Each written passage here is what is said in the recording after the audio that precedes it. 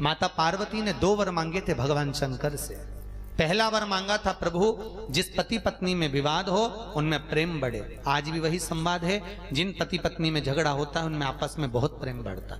दूसरा वर माता पार्वती ने भगवान शंकर से कहा था, भोलेनाथ दूसरा वर ये दीजिए कि काशी में जो मरेगा उसको गुरु मंत्र आपको देना पड़ेगा। भगवान शंकर बोले, पार्वती कैसी बात करती है, सांसारिक जीवों को मैं गुरु मंत्र कैसे दे सकता हूं। भगवान शंकर से पार्वती ने जिद करी, भोजन करना माता जगदम्बा ने छोड़ दिया। तब शिवजी राजी हुए, ठीक है पार्वती तेरे कहने पर काशी में जो मरेगा उसको गुरु मंत्र मैं दूंगा। पर पार्वती ने कहा, आप तो बोले गुरु मंत्र दूंगा, पर मुझे कैसे मालूम पड़ेगा कि आपने गुरु मंत्र दिया। बहुत चतुर थी माता पार्वती।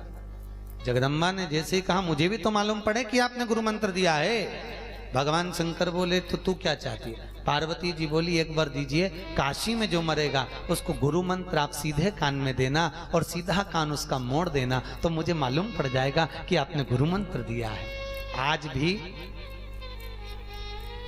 काशी मरण मुक्ति एक किताब निकली हुई है, आप लोग उसे पढ़ें, उसमें प्रमाणिकता दी जाती है। काशी में मरने वाले का आज भी सीधा कान अपने आप टेढ़ा हो जाता है। क्यों? काशी विश्वनाथ उसको गुरु मंत्र प्रदान कर देते हैं स्वयं।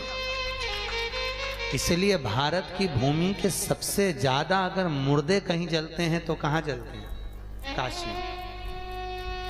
अभिमुक्त नगरी काशी। सतयुग में भी थी, त्रेता में भी थी, द्वापर में भी थी, कलयुग में भी है, और कलयुग के बाद में भी सृष्टि अगर नष्ट भी हो जाती है तो भी काशी रह जाए। अभिमुक्त निवेदन किया।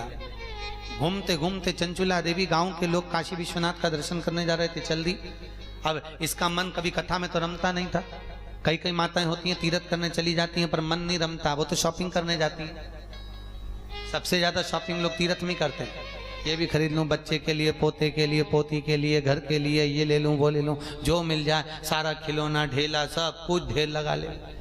अब चंचुला देवी ने विचार करा, मैं करूं क्या, मंदिर में मन लगे नहीं, काशी विश्वनाथ का दर्शन करने गई नहीं, बाजार घूम रही थी। बाजार घूमते घूमते एक शंकर जी के पावन महीने मंदिर में, और वहीं पर शिव महापुराण की कथा हो रही थी। उस कथा को माता पार्वती की ऐसी कृपा हुई, शिव की ऐसी कृपा हुई कि चंचुला देवी ने कुछ क्षण की शिव महापुराण सुन ली।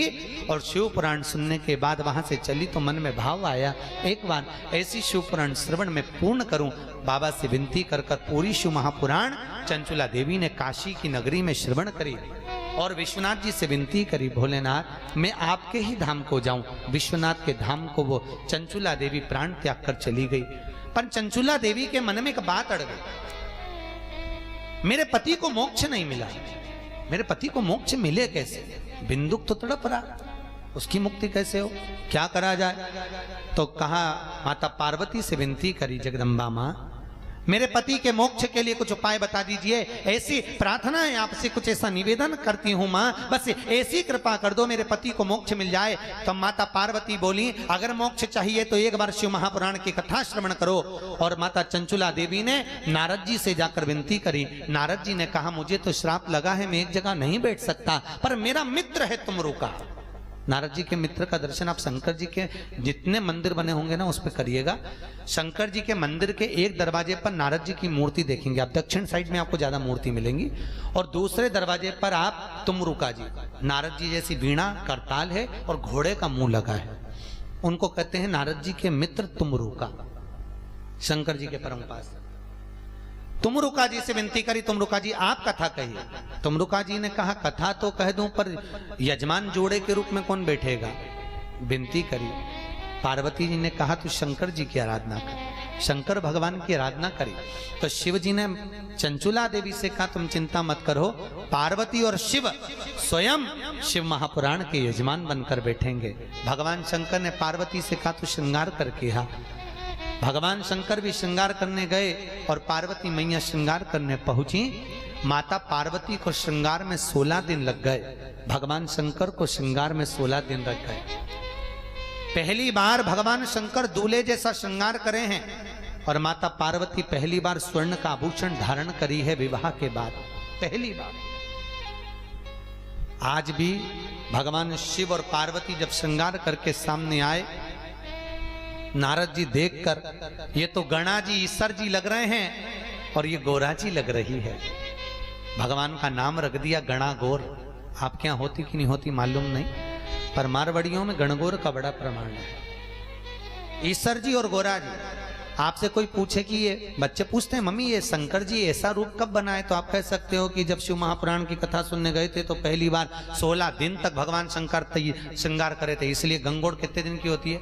16 दिन की। 16 दिन तक भगवान शंकर ने श्रृंगार किया था। ईश्वर जी बने और माता पार्वती 16 दिन तैयार हुई, 16 श्रृंगार करे गोरा जी बनी है।